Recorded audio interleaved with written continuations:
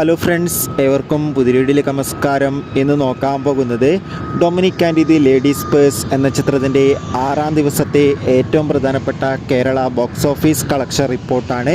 വീഡിയോയിലേക്ക് മുൻപ് video like ചെയ്യുക, ചാനൽ സബ്സ്ക്രൈബ് ചെയ്യുക.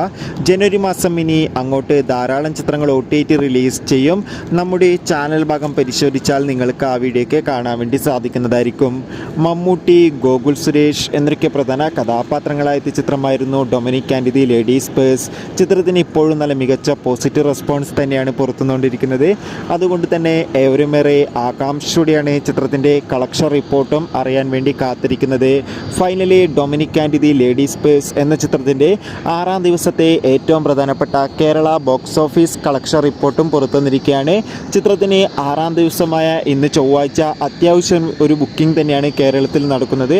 അതുകൊണ്ട് തന്നെ ഇന്ന് മാത്രം ഏകദേശം 1 കോടിക്കടുത്ത് വരെയെങ്കിലും കളക്ഷൻ നേടിയെടുക്കാൻ വേണ്ടി സാധിക്കുമെന്നൊക്കെ ട്രാക്കിംഗ് റിപ്പോർട്ടുകൾ സൂചിപ്പിക്കുകയാണ്. കാത്തിരിക്കാം.